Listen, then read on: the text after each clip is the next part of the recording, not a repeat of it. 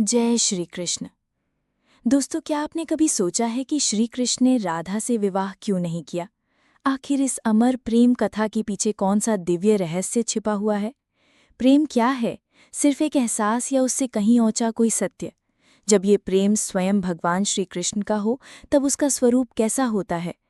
आज हम आपको ले चलेंगे राधा कृष्ण के दिव्य प्रेम की उस अद्भुत यात्रा पर, जहां प्रेम आंसुओं में भी मुस्कुराता है और मुस्कान में भी वेदना छिपी होती है। ये कथा केवल एक प्रेम कहानी नहीं, बल्कि प्रेम से भी महान, विवाह से भी पवित्र एक दिव्य बंधन की कथा है। प्यारे भक्तों, आज हम श्री राधा और श्री कृष्ण की उस लीला का रहस्य सुनेंगे, जिसे जानकर आपका हृदय भक्ति रस में डूब जाएगा। लेकिन आपसे एक विनम्र प्रार्थना है, इस कथा को अधूरा न छोड़े और राधा कृष्ण के अलौकिक प्रेम के साक्षी बनकर इसे अंत तक अवश्य सुनिए। साथ ही कमेंट में जय श्री राधे कृष्ण अवश्य लिखें। तो आइए बिना किसी विलंब के आरंभ करते हैं इस दिव्य प्रेम रहस्य की कथा, जो गोलोक से प्रारंभ होकर वृंदावन तक चलती है। दोस्तों, क्या आप जानते हैं कि प्रेम क्या है? कहा जाता है प्रेम एक भावना है, एक अदृश्य एहसास है। परंतु जब ये प्रेम स्वयं भगवान का हो, तब इसका स्वरूप कैसा होता है? ये प्रश्न मन में गहराई से उतरता है। आज हम उस अमर कथा में प्रवेश करेंगे, जिसे सुनकर कभी आपके नेत्र नम हो उठेंगे, कभी हृदय खिल उठेगा और अंत में आप गहरी सांस लेकर सोच में डूब जाएंगे। ये कथा केवल प्रेम की नहीं, बल्कि प्रेम से भी महान, विवाह से भी पवित्र बंधन की है। ये कथा है राधा और श्री कृष्ण की। शास्त्रों में वर्णित है कि सृष्टि से पहले, जब केवल पर ब्रह्म का ही अस्तित्व था, तब गोलोक धाम में राधा और श्री कृष्ण साथ निवास करते थे। वहीं श्री कृष्ण की एक और पत्नी थी, विजा, और तीनों में अपार प्रेम, आदर और सम्मान था। एक दिन श्री कृष्ण विजा के साथ गोलोक के मनमोहक उपवनों में भ्रमण कर रहे थे। तभी वहां राधा का आगमन हुआ। प्रियतम को किसी और के साथ देख राधा का हृदय जलन और क्रोध से भर गया। इसी क्षण श्री कृष्ण का परम मित्र श्री दामा वहां पहुंचा और राधा को समझाने लगा कि प्रेम में ईर्ष्या का कोई स्थान नहीं होता। परंतु राधा का क्रोध शांत न हुआ और उन्होंने श्री दामा का अपमान कर दिया। ये देखकर दुखी होकर श्री दामा ने राधा को श्राप दिया कि उन्हें अपने प्रियतम से 100 वर्षों का विरह सहना पड़ेगा। वे दोनों पृथ्वी पर जन्म लेंगे और वहां उनका मिलन विवाह के रूप में नहीं हो सकेगा। ये श्राप सुनकर गोलोक में मौन छा गया। राधा के नेत्रों से अश्रुधारा बह निकली और श्रीकृष्ण का हृदय भी व्याकुल हो उठा। परंतु श्राप को स्वीकार करना ही पड़ा। समय का चक्र घूमा और मथुरा में देवकी के गर्भ से श्रीकृष्ण प्रकट हुए। वहीं बरसाना में वृषभ भानु और कीर्ति के घर राधा ने जन्म लिया। दो अलग स्थानों पर जन्म लेकर भी दोनों के हृदय में एक दूसरे की अधूरी तलाश रहती। जब कृष्ण को नंद यशोदा गोकुल लाए, तो उनके मन में अजीब सी व्याकुलता रहने लगी, जैसे कोई अपना बिछड़ गया हो। उसी प्रकार राधा भी यमुना किनारे जल भरते या गायें चराते समय मीठी बांसुरी की गूंज सुनती और विचलित हो जाती। होली का पर्व आया। गोकुल और बरसाना के बीच होली खेलने की परंपरा थी। कृष्ण सखाओं संग बरसाना पहुंचे और राधा सखियों संग उपस्थित हुईं। जैसे ही राधा पर कृष्ण की दृष्टि पड़ी, समय थम गया। दोनों के नेत्रों में पहचान के आंसू छलक उठे, मनु अनंत काल से बिछड़ा कोई अपना मिल गया हो। परंतु साथ ही उनके मन में श्रीदामा के श्राप की पीड़ा भी जाग उठी। वृंदावन वो भूमि बनी जहां प्रेम अपने चरम रूप में प्रकट हुआ, जहां कृष्ण की बांसुरी की तान सुनकर न केवल गोपियां, बल्कि पशु पक्षी, वृक्ष, लताएं, नदी और पर्वत भी मोहित हो जाते थे। रात्रि में चांदनी के नीचे यमुना का जल रजत सा चमकता और कृष्ण की बांसुरी की धुन पर राधा चुपके चुपके वृंदावन पहुंच जाती। वहां रासलीला होती, जहां आत्मा परमात्मा से मिलती।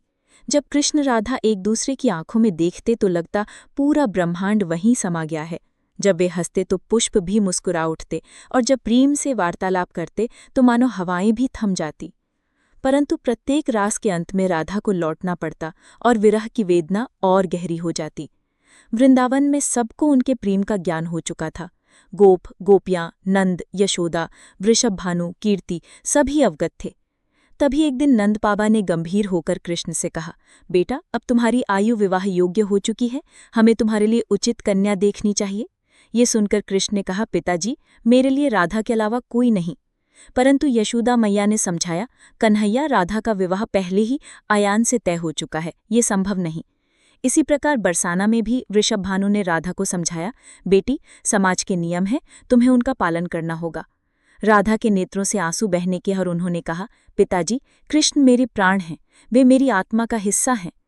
परिस्थिति जब असहनीय हो गई तो नंद, यशोदा और वृषभ भानुकीर्ति सब मिलकर श्रीकृष्ण को महान ज्योतिषी ऋषि गर्ग के पास ले गए।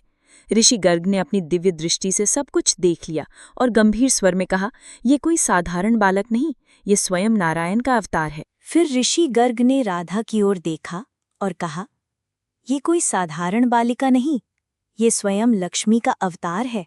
ये सुनकर सबके चेहरे पर आश्चर्य के भाव आ गए। ऋषि गर्ग ने आगे कहा, राधा और कृष्ण का प्रेम सांसारिक प्रेम नहीं, ये दिव्य और आध्यात्मिक प्रेम है।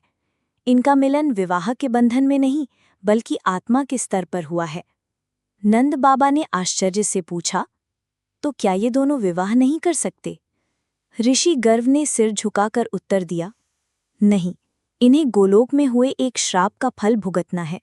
धरती पर इन्हें विरह झेलना होगा, परंतु यही विरह प्रेम की परमार्था को प्रकट करने की लीला बनेगा। वृषभानु ने चिंतित होकर पूछा, तो इनका भविष्य क्या होगा? ऋषि गर्ग ने उत्तर दिया, कृष्ण का कार्य धर्म की स्थापना है। उन्हें मथुरा जाना होगा, कंस का वध करना होगा और उनका विवाह रुक्मिणी से होगा, परंतु उनका प्रेम, उनका हृदय सदैव राधा के लिए ही धड़कता रहेगा। कीर्ति माता ने कहा, और राधा? ऋषि गर्ग ने कहा, उनका विवाह अयान से होगा, परंतु उनका मन सदैव कृष्ण में ही स्थित रहेगा और ये प्रेम समय के साथ और गहरा होता जाएगा। यही कारण था कि जब इंद्र का घमंड चूर करने के लिए श्रीकृष्ण ने अपनी छोटी उंगली पर गोवर्धन पर्वत 7 दिन और 7 रात उठाए रखा, तब सभी ब्रजवासी उस पर्वत के नीचे सुरक्षित थे और राधा उन्हीं की ओर निहारती रही। उन्हें एहसास हुआ कि उनका प्रियतम कोई साधारण मानव नहीं, बल्कि स्वयं भगवान है। राधा ने धीरे से कहा, कान्हा, अब मैं समझ गई हूँ, तुम्हारा कार्य बहुत बड़ा है। तुम्हें संसार की रक्षा करनी है। कृष्ण की आंखें भर आई और उन्होंने कहा, राधे, मेरा सबसे बड़ा दुख यही है कि मैं तुमसे विवाह नहीं कर सकता, पर ये जान लो कि मैं तुम्हारे बिना अधूरा हूँ।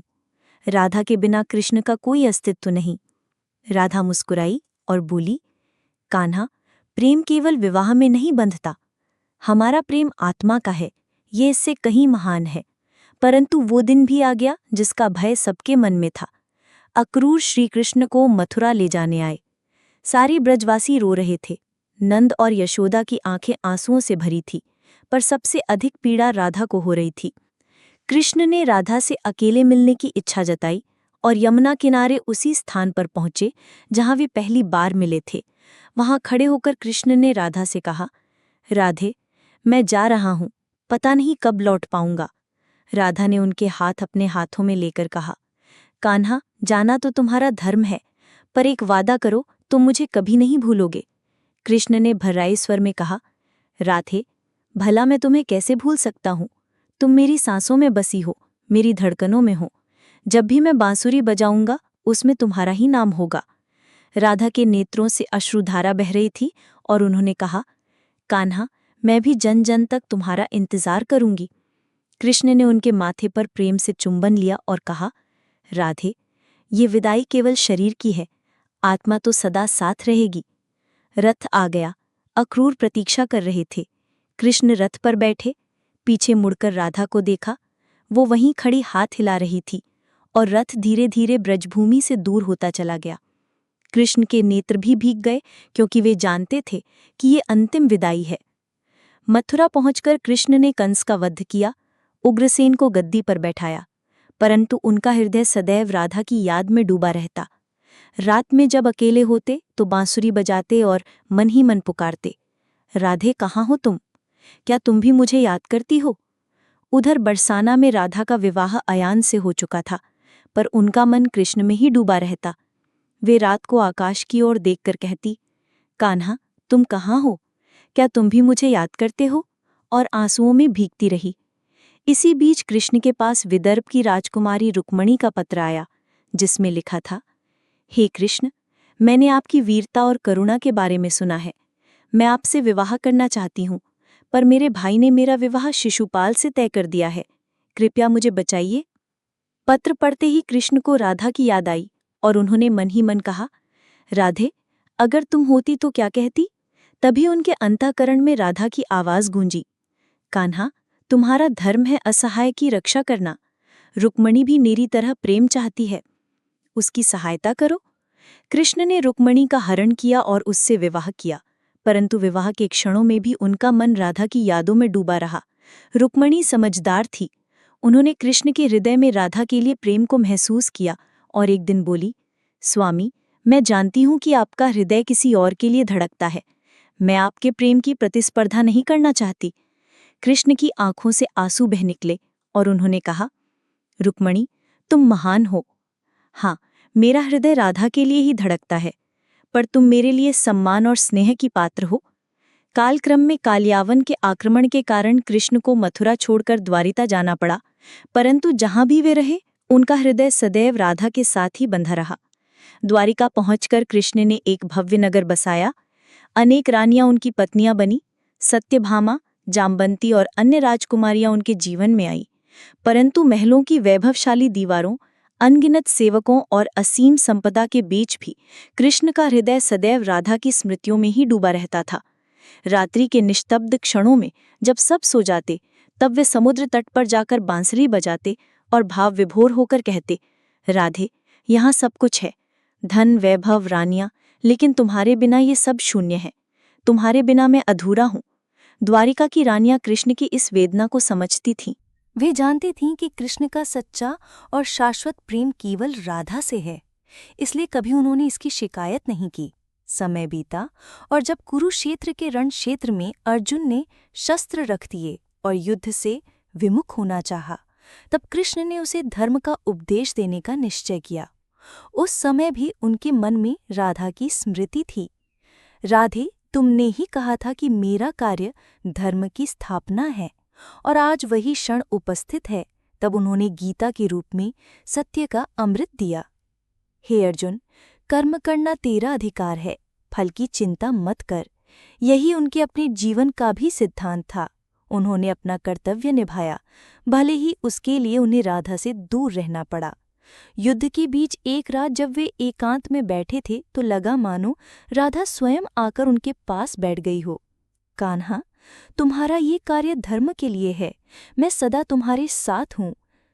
कृष्ण की आंखों से आंसुओं की धारा बह निकली और वे पुकार उठे, राधे, क्या तुम सच में आई हो या ये मेरा भ्रम है? तब मधुर स्वर गूंजा, कान्हा, प्रेम कभी भ्रम नहीं होता, मैं तुम्हारे दिल में हूँ, तुम्हारी हर सांस में हूँ। युद्ध समाप्त हुआ, पर एक दिन कृष्ण का हृदय अत्यंत व्याकुल हुआ और उन्होंने निश्चय किया कि वे एक बार फिर वृंदावन जाकर राधा से मिले। गुप्त रूप से वे द्वारका से निकले और जब व्रजभूमि पहुंचे तो सब कुछ बदला हुआ था। गली, यमुना किनारा, घर द्वार सब बूढ़ा और जर्जर हो चुका था। उन्होंने एक वृद्ध गोपी से पूछा, माता, राधा कहाँ है? वृद्ध गोपी ने पहचान लिया और अश्रुपूर्ण नेत्रों से कहा, कन्हैया, राधा अब इस लोक में नहीं है। वो तुम्हारा इंतजार करते करते यमुना किनारे प्राण त्याग चुकी है। उसके अंतिम शब्द थे, कान्हा, मैं आ रही हूँ। ये सुनकर कृष्ण का हृदय चीर गया। वे यमुना के उसी किनारे बैठ गए जहाँ राधा ने प्राण त्यागे थे और रात भर अश्रुधारा बहाते रहे। आधी रात को अचानक एक दिव्य प्रकाश फैला और एक मधुर स्वर गूंजा। कृष्ण ने नेत्र उठाए तो देखा राधा उनके सम्मुख खड़ी थी, किंतु ये राधा दिव्य आभा से ओतप्रोत अलौकिक स्वरूप में थी। कृष्ण की आवाज भर आ गई, राधे, सचमुच तुम हो? राधा ने मुस्कुरा कर कहा, हाँ कान्हा, मैं ही हूँ। मैं तुम्हारा इंतजार कर रही थी, पर शरीर नश्वर था। उसे त्याग कर मैं अपने मूल स्वरूप में लौट आई हूँ। अब मैं गोलोक में तुम्हारी प्रतीक्षा करूंगी। कृष्ण व्याकुल हो उठे, राधे, मैं भी तुम्हारे साथ चलना चाहता हूँ। राधा ने गंभीर स्वर में कहा, नहीं कान्हा, अभी तुम्हारी लीला अधूरी है। तुम्हें यदुवंश का अंत देखना है। जब समय आएगा तब तुम भी गोलोक लौट आना। प्रेम में समय का कोई बंधन नहीं होता। धीरे धीरे राधा का दिव्य स्वरूप विलीन होने लगा और जाते जाते वह केवल यही वाक्य छोड़ गईं, कान्हा, याद रखना, राधा के बिना कृष्ण अधूरे हैं और कृष्ण के बिना राधा अधूरी है। हमारा प्रेम अनंत है, सनातन है। कृष्ण वहीं बैठे रहे, उनकी आंखों से अश्रुधारा बहती रही और समुद्र की लहरों की तरह उनके हृदय में राधा की अमर स्मृतियां उमड़ती घुमड़ती रही। कृष्ण ने हाथ बढ़ाया, पर राधा धुंधली होती हुई एक दिव्य आभा में विलीन हो गईं। बस उनकी मधुर वाणी हवा में गूंजती रही, राधे कृष्ण, राधे कृष्ण। यदुवंश का अंत आ चुका था और कृष्ण जानते थे कि अब उनकी लीला पूर्ण होने का समय आ गया है। वन की छाया में शांत भाव से बैठकर वे ध्यान में लीन हो गए। राधे, अब मैं आ रहा हूँ, इंतजार खत्म। तभी व्याध जरासंध के तीर ने उनके पैर को भेद दिया। कृष्ण मुस्कुराए और बोले, कोई बात नहीं व्याध, तुमने तो केवल मेरी लीला पूर्ण करने में सहायता की है। जैसे ही उन्होंने शरीर त्यागा, आकाश से दिव्य संगीत गूंज उठा, फूलों की वर्षा होने लगी और कृष्ण की आत्मा सीधे गोलोक पहुंची, जहां राधा उनका प्रतीक्षा करती हुई खड़ी थी। अनंत युगों का विरह समाप्त हुआ और दोनों एक दूसरे के आलिंगन में विलीन हो गए। अब आप सोच रहे होंगे कि श्री कृष्ण ने राधा से विवाह क्यों नहीं किया। इसका उत्तर बहुत गहरा है। पहला कारण था श्रीधामा का श्राप, जिसने तय कर दिया था कि धरती पर उनका विवाह संभव नहीं होगा। दूसरा कारण था समाज की मर्यादा। राधा का पहले ही विवाह निश्चित था और कृष्ण उन मर्यादाओं को तोड़ नहीं सकते थे। तीसरा और सबसे बड़ा कारण था कृष्ण का दैवी उद्देश्य, अधर्म का नाश और धर्म की स्थापना। इसके लिए उन्हें राजनीतिक विवाह करने पड़े। परंतु सबसे सच्चा कारण था कि राधा कृष्ण का प्रेम विवाह से भी ऊंचा था। विवाह शरीर का मिलन है, लेकिन राधा और कृष्ण का प्रेम आत्मा का मिलन था, शुद्ध, निष्कलंक, अनंत। ये कथा हमें सिखाती है कि सच्चा प्रेम स्वार्थ रहित होता है, प्रेम में त्याग होता है। राधा ने कभी विवाह की मांग नहीं की, बल्कि कृष्ण के धर्म कार्य का साथ दिया। कृष्ण ने भी अपने सुख को त्याग कर संसार के कल्याण के लिए धर्म का मार्ग चुना। राधा का धैर्य और कृष्ण का समर्पण दोनों मिलकर प्रेम को एक दिव्य रूप देते हैं। यही कारण है कि आज भी जब हम उनका नाम लेते हैं तो राधा पहले आती हैं। राधे कृष्ण, ये केवल नाम नहीं बल्कि एक संदेश है कि प्रेम में सम्मान और त्याग सर्वोपरि होता है। प्यारे भक्तों, राधा कृष्ण की ये दिव्य कथा हमें याद दिलाती है कि प्रेम केवल सांसारिक नहीं बल्कि आत्मा का मिलन है। ऐसा प्रेम अमर होता है, मृत्यु के बाद भी जीवित रहता है। प्रेम से बोलिए राधे कृष्ण। हमें आशा है कि ये कथा आपके जीवन में भक्ति और सकारात्मकता का प्रकाश लेकर आई होगी। ऐसे ही और भी रोचक और आध्यात्मिक वीडियो के लिए चैनल को सब्सक्राइब कर लें। कृपया इस दिव्य कथा को लाइक करें, अपने दोस्तों के साथ शेयर करें और अपने श्रद्धा भाव को कमेंट में जय श्री राधे कृष्ण लिखकर प्रकट करें। अंत तक जुड़ने के लिए आपका हृदय से धन्यवाद। जय श्री कृष्ण।